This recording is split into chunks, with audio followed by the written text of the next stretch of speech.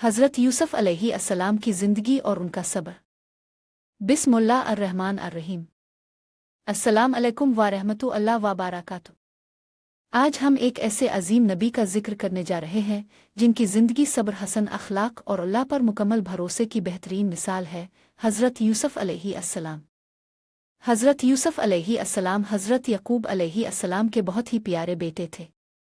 अल्लाह ताला ने आपको बचपन से ही खूबसूरती, अक्ल और नबुव्वत जैसी अजीम नेमतों से नवाजा था, लेकिन आपकी ज़िंदगी आजमाइशों से भरी हुई थी। आपके भाई आपसे हसद करते थे। एक दिन उन्होंने आपको कत्ल करने का मंसूबा बनाया, मगर बाद में आप को एक अंधे कुएं में डाल दिया।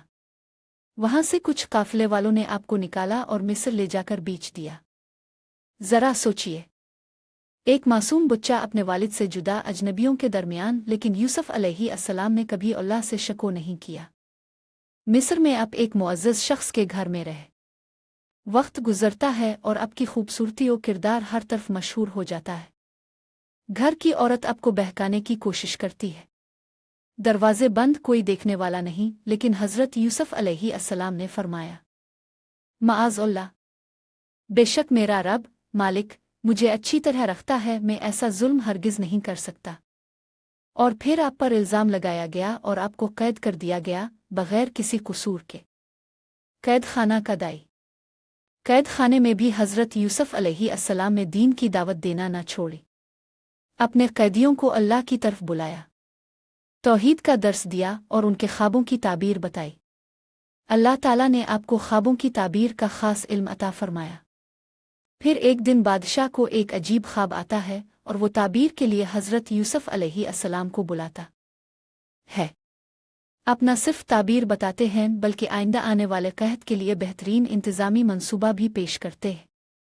बादशाह आपसे इतना मुतासिर होता है कि कहता है, आज से तुम हमारे मुल्क के ख़जानों के निगरान हो। कुनवे से तख्त तक का ये सफ़र अल्लाह के वादों का सबूत था। मुलाकात, वालिद से और भाइयों की मुआफ़ी। आखिरकार वो वक्त आया जब कहत के ज़माने में आपके भाई अनाज लेने मिस्र आए। वो आपको पहचान ना सके, लेकिन अपने उनकी इज्जत रखी। जब वो बार बार आए तो अपने खुद को जाहिर किया। भाई शर्मिंदा थे, लेकिन हज़रत यूसुफ़ अलैहिस्सलाम ने फरमाया, आज तुम पर कोई इल्ज़ाम नहीं, अल्लाह तुम्हें मुआफ़ करे, वो सबसे ज़्यादा रहम करने वाला है। फिर वो लम्हा भी आया जब अपने अपनी कमीज़ भेजी, जिसकी खुशबू से हज़रत यकूब अलैहिस्सलाम की बीनाई वापस आई और आखिरकार वालिद और तमाम ख़ानदान मिस्र आ गए। हमें इस वाक़ये से क्या सीखना चाहिए?